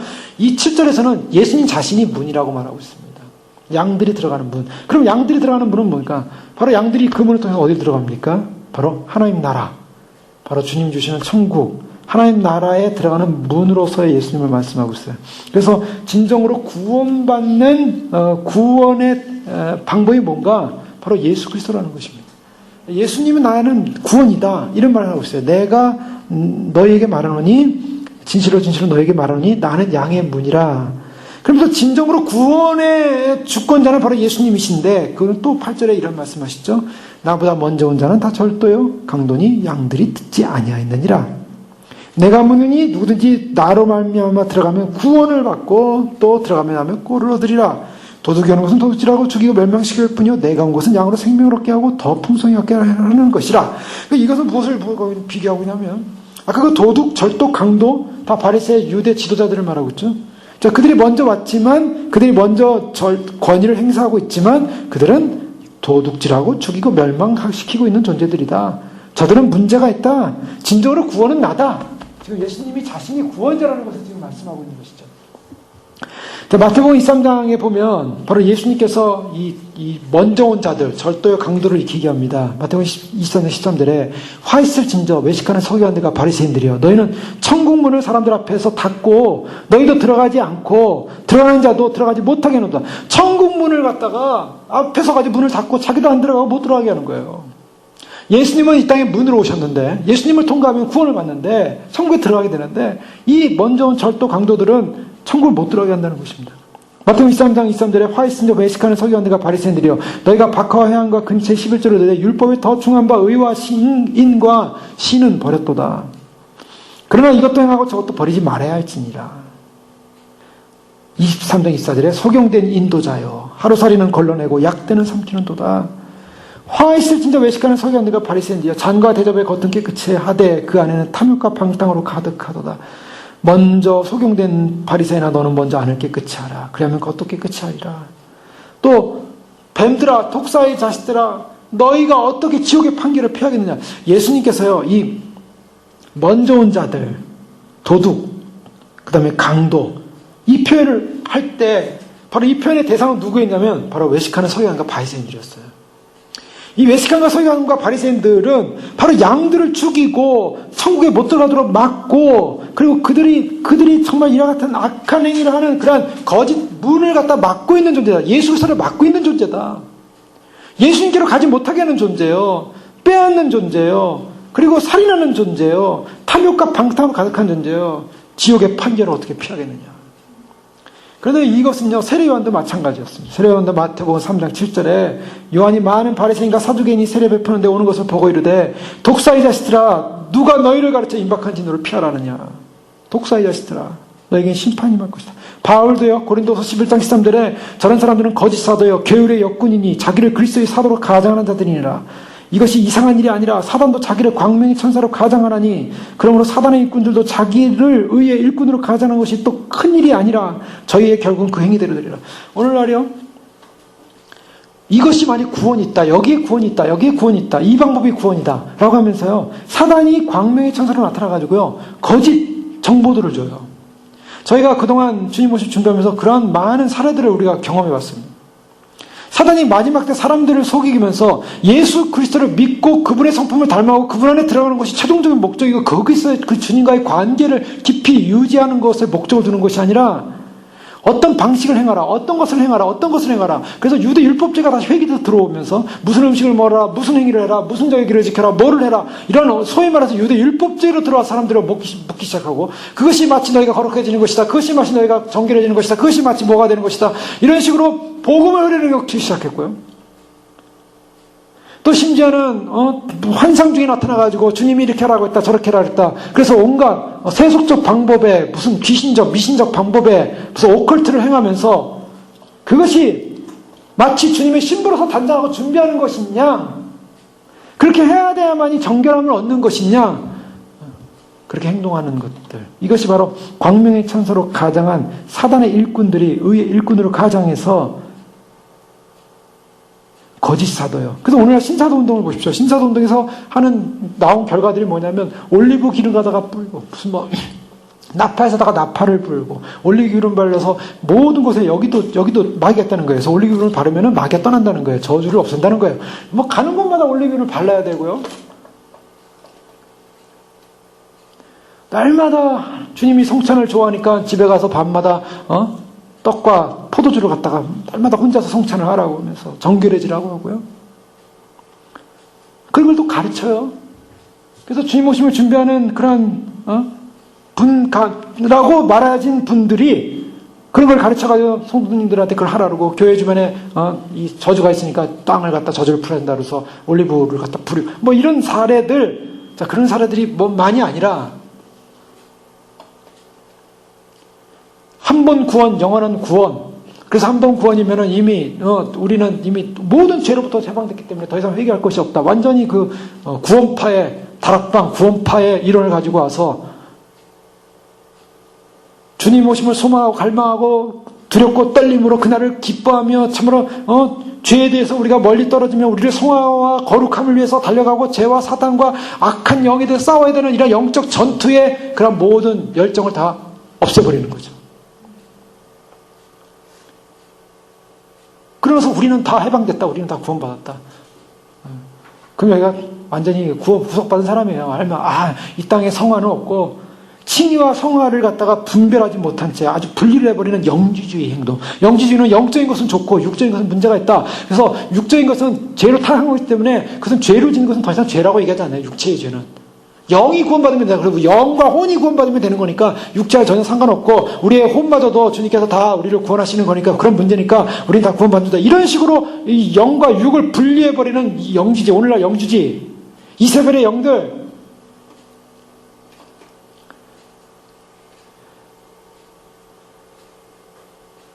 베드로도요. 베드로서 2장 15절에 보면 저희가 바른 길을 떠나 미혹하여 부올의 아들 발람의 길을 쫓는도다. 그는 불의의 삭슬을 사랑하다가 자기의 불법을 인하여 책망을 받되 말 못하는 아이가 사람의 소리로 인하여 선지자의 미친 것을 금하였느니라. 이 사람들은 물 없는 샘이요 광풍에 밀려가는 안개니 저희를 위하여 캄캄한 어둠이 예비되어 있나니 저희가 허탄한 자랑의 말을 토하며 미혹한 데 행하는 사람들에게서 겨우 피한 자들을 음란으로서 육체의 정욕 중에 유혹하여 저에게 자유를 준다 하여도 자기는 멸망의 종들이니 누구든지 진 자는 이긴 자의 종이 됨이니라. 자, 베드로도 무엇을 말하냐면 이 발람의 길을 쫓는 사람들, 이 요한계시록 보면은 그 마지막 시대의 교회 가운데 발람의 길을 쫓는 것에 대해서 지적하고 있습니다. 발람의 길은 무엇입니까? 그것은 자기의 명예와 자기의 이름을 위해서 또 자기의 이득을 위해서 하나님을 속이는 것입니다. 그래서 자기가 얻을 명예, 돈, 물질, 또 더 나아가서 그러한 일들을 위해서 하나님 앞에서 범죄케, 음행케 해요. 발람이 하는 일은 뭐냐면 그 백성들을 음행케 하는 일입니다. 오늘날 WCC 문제 지금 이번 주 수요일부터인가요? 한국에서 시작되겠지만, 그러나 이것은 뭘 말하냐면 소위 말해서 자들의 명예를 위해서, 자기들의 이름을 위해서 복음을 버린 채 거기서 참여하는 모든 자들에게 음행을 하게 하는 것이죠. 영적 간음입니다. 유다서 12절 13절에 보면 저희는 기탄 없이 너희와 함께 먹으니 너희 애찬에 함쳐요. 자기 몸만 기르는 목자요. 바람에 불려가는 물 없는 구름이요. 죽고 또 죽어 뿌리까지 뽑힌 열매 없는 가을나무요. 자기의 수치의 거품을 품는 바다의 거친 물결이요. 영원히 예비된 캄캄한 흑암에 돌아갈 유리하는 별들이라. 무서운 말씀을 선포하고 있어요. 우리가 성경에서 뭐 다 잘 됩니다. 좋습니다. 다 구원받고 다 행복합니다. 뭐 행복이 몰려옵니다. 정말 좋습니다. 모든 게 좋은 게 좋은 거니까 교회 조직 좋은 겁니다. 모든 게 좋은 겁니다. 다 잘 되면 좋은 겁니다. 뭐 이런 식의 복음이 없어요. 이런 식의 복음은 없어요. 우리가 주님을 아는 그 순간에 우리가 진정한 양이 돼서 주님을 진심으로 정결하고 순결하고 주님을 사랑하며 쫓을 것인가? 그렇지 못하면은 이러한 늑대들에 의해서, 이러한 거짓 영들에 의해서 사람은 다 미혹됩니다. 세속의 영에 다 미혹이 돼가지고, 번영의 신에 다 미혹이 돼가지고요. 주님을 사랑하고, 주님을 기뻐하고, 주님과의 관계 속에 깊이 들어가자. 그거는 별로 이렇게 뭐 중요한 내용이 아니라고 생각해요. 당연히 주님을 사랑한다고 생각해요. 그리고 주님을 사랑한다는 전제하에 자기는 세속의 영을 쫓아가는 거예요. 간음자들이죠, 전부. 누가복음 11장 50절에 화 있을 진짜 너희 율법사여 너희가 자신의 열쇠를 가지고 지식의 열쇠를 가져가고 너희도 들어가지 않고 또 들어가고자 하는 자도 막았느니라. 들어가고자 하는 자는 막는 사람들. 자, 목자의 음성을 듣고 목자의 음성을 따르겠습니다. 목자를 따라갑니다. 오실 주님을 사모합니다. 갈망합니다. 주의 말씀에 순종하겠습니다. 그런 주님과의 관계성 속에 들어가는 길을 막고 자기도 안 들어가고 자기도 관계 속에 안 들어가고 남들도 못 들어가게 막는 거. 주님은 나는 양의 문이라. 나로 말미암아 구원을 얻는다. 나로 말미암아 들어가면 구원을 받고 바로 예수 그리스도가 바로 그 문. 여기서 문이라 할 때는 정관사가 붙습니다. 도어. 그래서 호귀라. 호라는 것은 헬라어로 정관사인데요. 그래서 바로 그 문이다. 오직 한 문이라는 거예요. 노아의 방주의 문은 하나였습니다.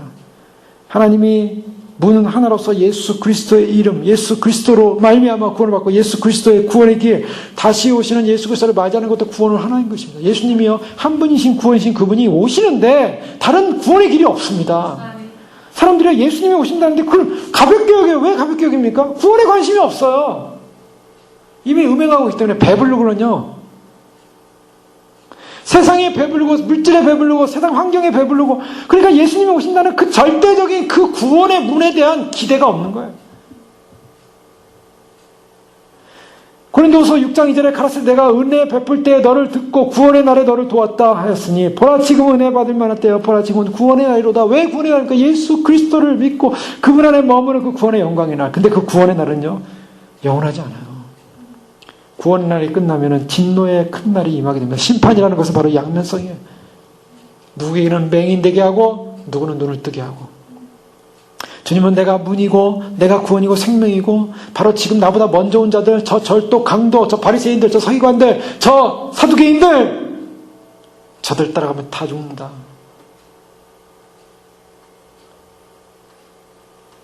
주님을 통하여 들어간 곳은 성소요 거룩한 곳이요.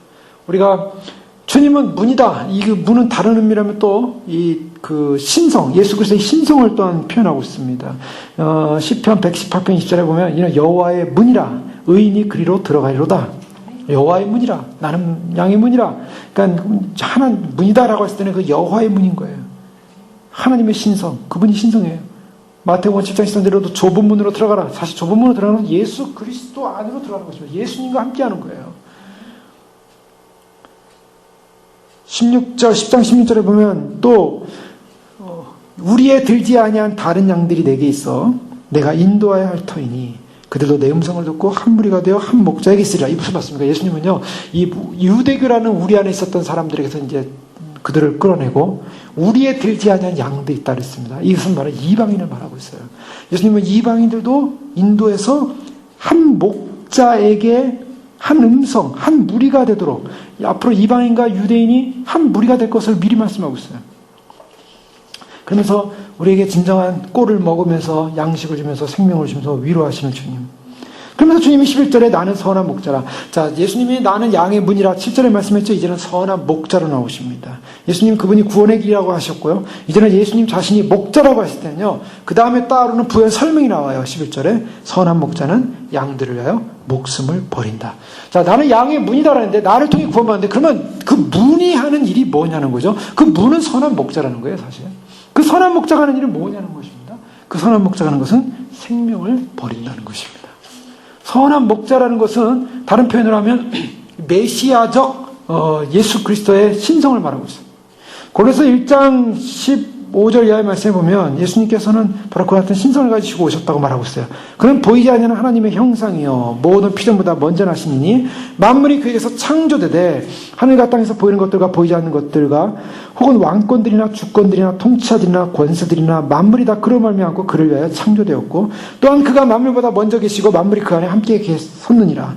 그의 몸인 교회의 머리시라. 그가 근본이시여 죽은 자들 가운데서 먼저 나신 이시니 이는 친히 만물의 으뜸이 되려 하심이요 아버지께서 모든 충만으로 예수 안에 거하게 하시고 그의 십자가의 피로 화평을 이루사 만물과 땅에 있는 것들이나 하늘에 있는 것들이나 다 그로 말미암아 자기와 화목되게 하시기를 기뻐하십니다. 예수 그리스도가 바로 하나님의 충만이 거하심으로 말미암아 그 충만으로 십자가에서 화평을 이루셨다고 말하고 있어요. 자, 예수님 선한 목자이신 그분은 십자가에서 자신을 희생하실 하나님이시라는 것입니다. 나는 선한 목자라. 목자는 바로 이 시편 23편 1절에 여호와는 나의 목자시니 하나님이시라는 거예요. 나는 선한 목자다라고 할 때는 나는 하나님이다. 나는 신이다. 나는 바로 하나님이다. 그 하나님이 우리를 위하여 십자가에 그 충만으로 그 하나님이 바로 거하고 계세요. 바로 예수 그리스도에게. 그런 만물이 그에게서 창조된 하늘과 보이는 것, 보이지 않는 것들의 왕권자들, 주권자들과 통치자들과 권세자들 만물이 그로 말미암아 창조된 창조의 근원이요 창조주 그분이시요 만물보다 먼저 계시고 만물이 그 안에 있었고 교회의 머리가 되시고 근본 되신 그분 하나님의 모든 아버지께서는 모든 충만으로 예수 안에 거하셨는데 그분이 돌아가셨다는 거예요. 바로 그분 나는 선한 목자라 양들을 위하여 목숨을 버린다. 이 얼마나 엄청난 축복이 우리에게 주어졌는가. 바로 우리를 위하여 바로 그분 하나님이신 그분이 목숨을 내놓으셨어요. 하나님과 이스라엘 관계는 언약 관계였습니다. 왕과 백성, 아비와 자녀, 목자와 양떼. 주님이 우리의 진정한 목자가 되셔서 선한 목자가 되셔서 우리를 위하여 자신을 십자가에 못 박혀 돌아가시는 목숨을 버리는 사건 이것이 바로 메시아 언약이었습니다. 사실 예수님께서 종말에 오셔가지고 이루실 것은 목자로서 오시는데 이 목자로서 오시는 예수님은 왕권을 가지고 오시는 분이에요. 그래서 사무엘하 7장 12절 이하에 내 수하인 차서 내 조상들과 함께 잘 때 내가 내 몸에서 날 자식을 내 뒤에 세워 그 나라를 견고하게 하리라. 내 이름을 위하여 집을 건축할 것이요 나는 그 나라 위를 영원히 견고케 하리라. 나는 그 아비가 되고 그는 내 아들이 되리니 저가 만일 죄를 범하면 내가 그 사람 막대기와 인생 채찍으로 징계하려니와. 자, 내 나라 그 나라 위를 영원히 견고케 하리라. 다윗에게 준 나단의 언약이었어요. 다윗의 왕조. 바로 예수께서는 목자로 오시는 바로 왕으로 오셔서 메시아로 오셔서 자기 몸을 십자가에 못 박혀 돌아가시는 양들에 돌아가시는 그런 참 목자상으로 나타나고 있다는 것입니다. 그것이 바로 인자였습니다. 소경한테 인자를 믿느냐라고 할 때는 이 인자는 아까 말씀드린 것처럼 결국 목자로서 자기 목숨을 버릴 그 생명을 줄 존재를 믿냐라는 것이죠. 예수님께서 하나님을 아바라고 했습니다. 아빠라고 부르면서 정말 예수님은 자기가 목숨을 버림으로 말미암아 그 양들에게 구원의 길, 이 구원이라는 것은 새 인류의 창조를 말하고 있습니다. 단지 예수님께서 우리를 구원하면서 그 구원 자체로서 끝내는 것이 아니라 구원받은 백성의 새 공동체를 말하고 있어요. 그것을 예수님 보고 있었어요. 그래서 구원받은 백성의 새 공동체가 형성될 때 그 새 공동체에 있는 모든 사람들이 하나님을 뭐라고 부르냐면 아버지라고 부르게 되어 있습니다. 그래서 이 하나님의 아들로서 맏아들로서 장자로서 이 땅에 오신 예수님께서는 자신이 친히 양들을 위하여 목숨을 버리심을 말미암아 예수 그리스도를 통해서 이제는 새로운 믿음의 공동체가 창조되고 새로운 인류가 창조되는 것이죠. 아담 이후로 타락했던 인류 가운데 새로운 예수 그리스도 안에서의 새 인류가 창조됨으로 말미암아 주님의 영원한 나라 바실레아 그 왕국에서 하나님을 아버지로 섬기는 친백성이 되는 거예요. 친자녀가 되는 것입니다.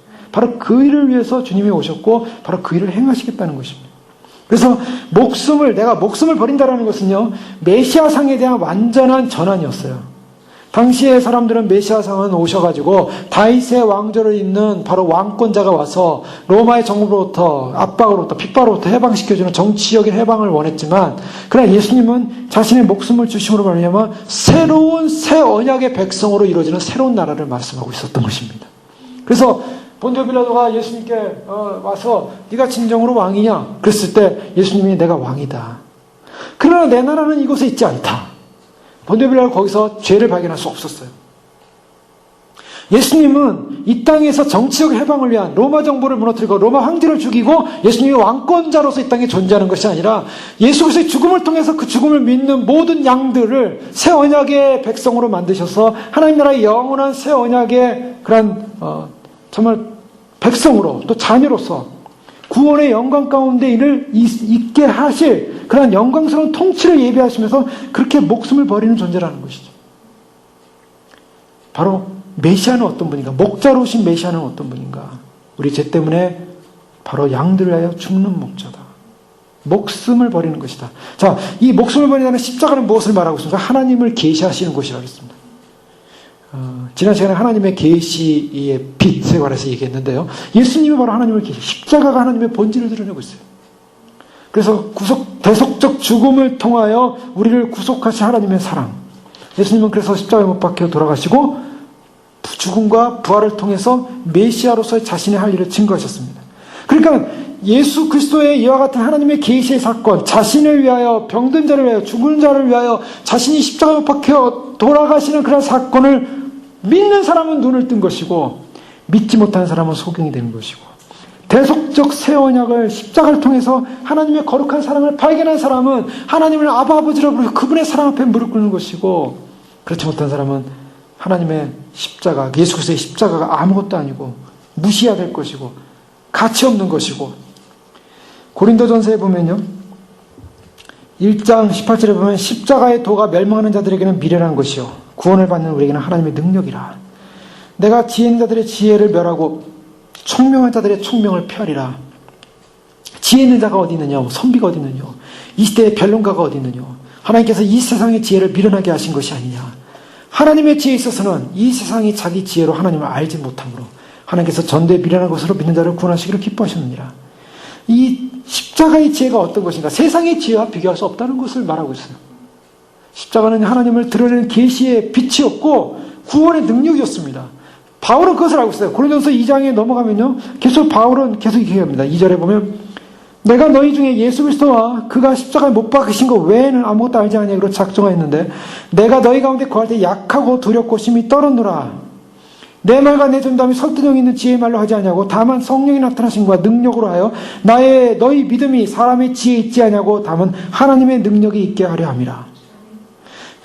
그러면서요, 그러나 우리가 온전한 날 중에서 지혜를 말하노니 이는 이 세상의 지혜가 아니요 또 이 세상에서 없어질 통치자들의 지혜도 아니요 오직 은밀한 가운데는 하나님의 지혜를 말하는 것으로서 곧 감추었던 것인데 하나님이 우리의 영광을 위하여 만세전에 미리 정하신 것이라. 이 지혜는 이 세상 통치자들이 한 사람도 알지 못하였나니 만일 알았더라면 영광의 주로 십자가에 못 박지 아니하였으리라. 이 엄청난 지혜, 세상이 알지 못하는 지혜, 그 우리를 구원하는 그런 엄청난 지혜는 바로 어디에 있냐면 바로 예수 그리스도의 구원의 구속적 십자가 있었다라고 말하고 있어요. 그래서요, 밤에 유대계의 최고법인 니고데모가 예수님 찾아왔지만 그는 모세의 빛을 가지고서 도대체 이 예수님이 주시는 그 빛을 터득할 수가 없었어요. 그래서 모세의 빛을 가지고는 참 빛을 볼 수 없다. 다시 거듭나서 태어나야 된다. 예수 그리스도의 십자가를 통해서. 그래서 니고데모에게 한 말이 뭡니까? 인자가 나무에 모세가 뱀을 든 것처럼 인자도 들려야 하리니. 십자가를 얘기해요. 십자가를 통해서 눈이 열린다는 거예요. 십자가를 통해서 빛이 열린다는 것입니다. 바로 그 십자가를 바라볼 때 하나님의 계시를 안다는 거예요. 하나님이 얼마나 이 구원을 위한 엄청난 사건을 주셨는가. 메시아가 왜 오셨는가. 메시아가 우리에게 구원을 주는 방식이 뭔가. 메시아가 우리에게 해방을 주는 방식이 뭔가.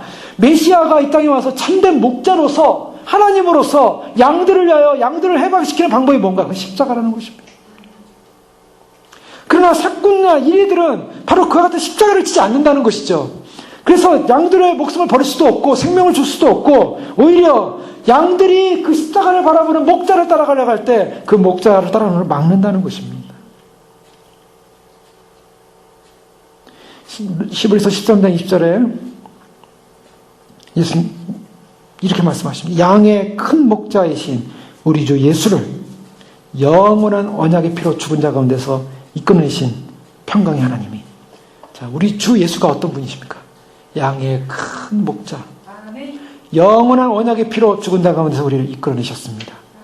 양의 큰 목자이신 그분이 영원한 언약의 피로, 십자가의 피로, 구속의 피로, 오늘 주님께서는 나는 선한 목자라, 선한 목자는 양들을 위해 목숨을 버린다.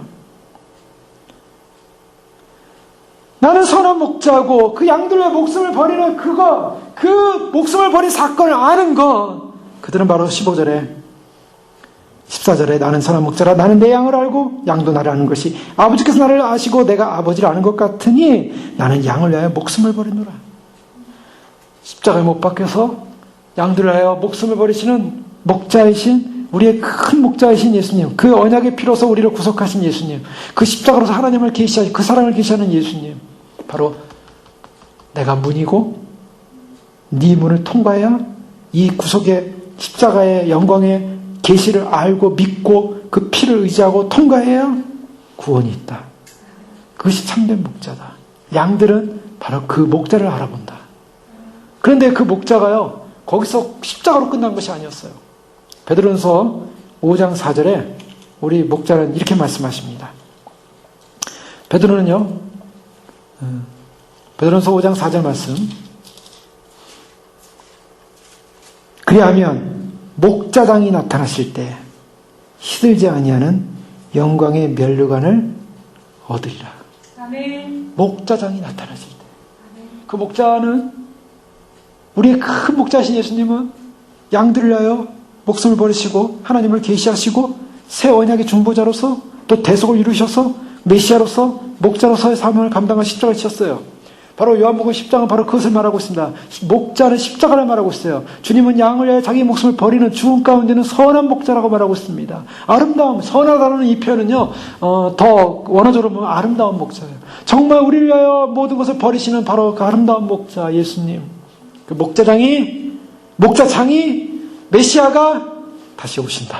아멘. 나타나실 때 시들지 않은 영광의 면류관을 얻으리라. 아멘. 영광스러운 주님의 재림은 목자장으로 주님이 다시 오시는 재림일 것입니다. 아멘. 그 목자장이 오실 때 우리는 정말 시들지 않은 영광의 면류관을 받을 그 소망을 향해 달려가고 있습니다. 그 때문에 우리가 달려가는 이 길은 바로 구원의 문 안에서 그 큰 구원의 문과 함께 달려가는 길인 줄 믿습니다. 예수님과 함께 달려가는 길, 예수님 오심을 준비하는 길, 예수님 오심을 예배하는 길, 그래서 목자가 오는 길을 예배하는 문지기처럼, 또한 목자가 오면 문을 여는 문지기처럼, 또한 목자가 왔을 때 각자 양의 이름을 부르면 따라가는 양처럼 그는 목자를 알고 목자의 그 사랑을 알고 또 목자를 사랑하고, 그래서 위에서 오신 분만이 위의 길로 인도하시는 유일한 길이십니다. 아멘. 하늘에서 온 자만이 하늘로 인도하셨다고 주님 말씀하셨습니다. 영의 사람만이 영의 길을 예배할 수 있고 하늘의 사람만이 하늘의 길을 예배하고, 하늘에서 온 분이 우리에게 그 하늘의 길을 알려주셨듯이 우리에게 영원한 목자장이 되셔서 우리를 위하여 십자가에 못 박혀 돌아가신 예수 그리스도, 바로 그분이 메시아로 오셨고 바로 그분이 우리의 문이고 우리의 목자시고, 그래서 결국에는 유대 공동체가 그 예수님을 인식하지 못하였고 예수님을 받아들이지 못했지만 예수님은 진정한 유대 공동체로 들어온 진정한 목자요, 그 유대 공동체에 생명을 주는 분이요, 양으로서 그들의 이름을 불러서 그들로부터 구원의 길로 인도하시고, 모세가 이스라엘 백성들이 범죄했을 때 모세가 이스라엘 백성의 진 밖에서 텐트를 칩니다. 그랬더니 이스라엘 백성들이 하나님을 만나기 위해서, 또 모세를 만나서 하나님의 영광을 듣기 위해서 진 밖으로 나갑니다. 마치 목자장이신 예수 그리스도는 어떤 모습을 보이냐면, 유대교 안으로 들어오셨지만 유대교 안으로 들어가서 이제 유대교 밖으로 양들을 꺼내셔가지고, 그래서 그들을 참된 하나님 안에서의 참 백성, 새 백성, 그래서 이제는 우리 안에 들지 않는 새 이방 백성들과 함께 한 목자 밑에 한 우리를 만드신다 그랬어요. 그 한 우리를 만드셔서 한 우리가 되어 한 목자에게 있게 하리라. 바로 구속의 날, 바로 구속받은 양들이 주님 오실 때 참으로 영광스럽게 참으로 준비된 그 양들이 주의 음성을 듣고 우리 각자 이름을 불러줄 때 우리가 주님 앞에 반응함으로, 오늘 그것이 반응되어야 되겠죠. 그리고 우리의 삶 속에 주님을 목자로 모시고 주님을 사랑함으로 주님과 함께 해야겠죠. 그리고 주님 오신 날까지 그날을 소망하며 또한 우리가 문지기로서 양들로서 깨어있어야만 하겠죠. 그 깨어있음으로 목자장이 오실 때 주님을 다 맞이하는 저 여러분 되시길 주 여러분을 축원합니다. 기도하겠습니다. 이 시간 기도할 때 그렇습니다. 주님, 참으로 우리는 양입니다. 양이고 우리는 목자가 필요한 존재입니다. 주님, 참으로 우리를 위하여, 그 양들을 위하여 참으로 생명을 버리시고 진정한 양의 목자가 되셔서, 선한 목자가 되셔서 구원의 길을 여신 주님, 생명의 길을 여신 주님, 주님께서는 정통 유대의 방식으로 우리 안으로 들어오신 참 목자셨습니다. 그러나 먼저 온 절도요 강도들은 참 목자신 예수님을 거절한 채 자신들이 목자라고, 자신들이 마치 구원을 줄 수 있을 것이라고 그렇게 그들의 틀 안에 묶어놓고 오히려 주님께로 가는 것을 막고 주님께 순종하지 못하고 주님께 가야 될 구원의 길을 방해하고, 아버지 하나님, 그래서 참으로 그들을 미혹시켜 더 지옥 가시게 되게 하는 아버지 그러한 때, 오늘날 주님 오심을 앞에 놓고 아버지 하나님, 참으로 교회라는 공동체, 교회라는 울타리가 오시는 목자의 음성을 듣고 문을 열어줄 문지기의 사명을 감당하지 못하고 문을 닫은지 열어주지도 않고 자기도 안 들어가고 참으로 목자를 맞이하지 못하도록 하는 그런 폐역한 시대 속에 아버지 하나님, 우리는 목자의 음성을 듣습니다. 목자의 음성을 듣는 사람은 양입니다. 그 양들은 목자에게 반응할 것입니다. 그리고 목자를 사랑할 것입니다. 그 목자를 사랑할 수밖에 없는 것은 그 목자가 위하여 참으로 자신의 몸을 버리시고 죽으시고 오직 우리에게 영원한 하나님을 계시하신 그 영원한 사랑과 그 영원한 언약의 피에 대한 사랑을 우리에게 허락하여 주셨기에 참으로 주님, 우리도 목자 앞에 목자를 아는 존재들 함께 주님을 사랑하게 하시고 주님의 음성을 듣게 하시고 아버지 하나님, 타인의 음성을 듣지 않게 하시고 주님 오시면 음성을 듣게 하시고 준비하게 하시고 예배하게 하시고, 그래서 주님 오시는 날, 주님 목자장이 나타나시는 날 시들지 않고 멸하지 않는 영광의 면류관을 받을 수 있는, 생명의 면류관을 받을 수 있는 귀한 양들로 주 앞에 설 수 있도록 저희를 축복하여 주시옵소서. 함께 기도하시겠습니다.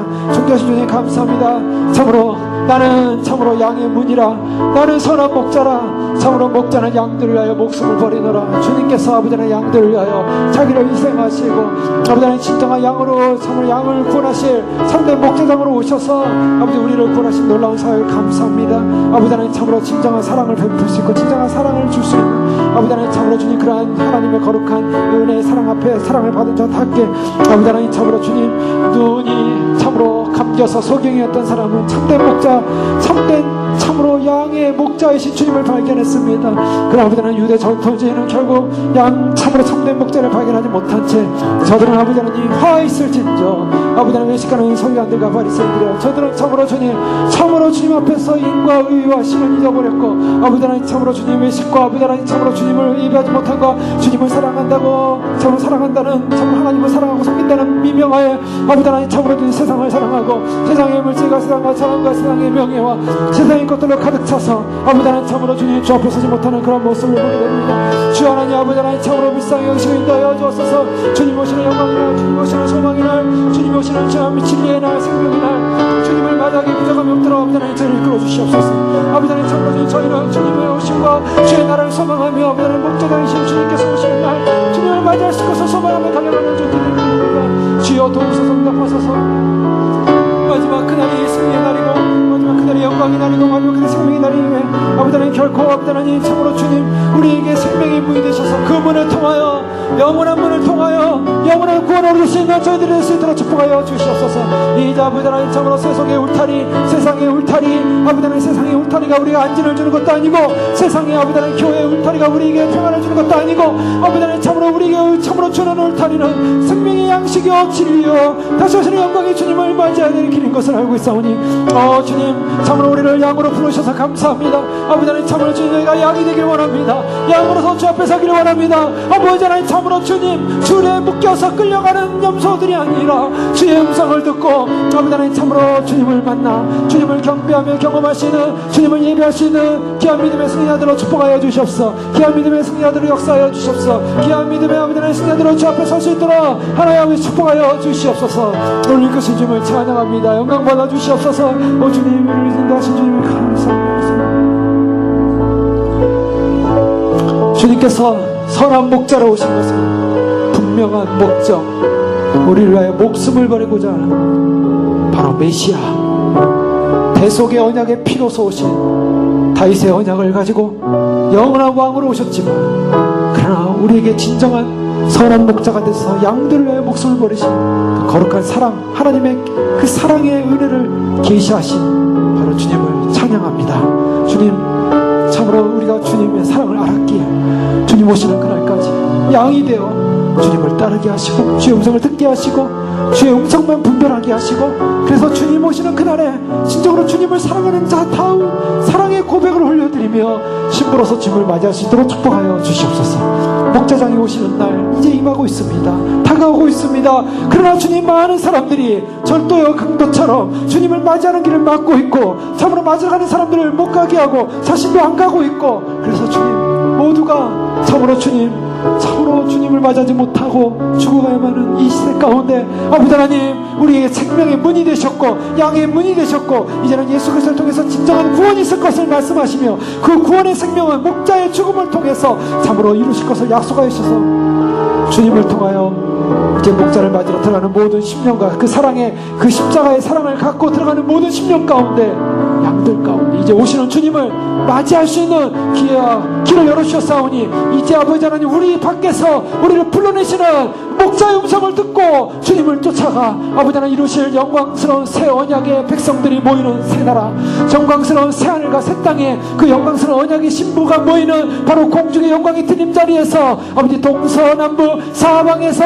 아버지 전세계에서 예비된 양들이 모여 함께 주님을 예배하며 경배하며 본토의 백성인 이스라엘 백성들과 아버지 하나님 이방 백성들의 양들이 함께 모여 주님 앞에 한 우리가 되어 아버지 하나님 주님을 예배할 날, 그날에 반드시 서는, 그날에 반드시 주님을 맞이하는 참된 양이 되어 그날에 주님을 맞이할 수 있도록 축복하여 주시옵소서. 예수 그리스도의 이름으로 감사하며 기도 올리옵나이다.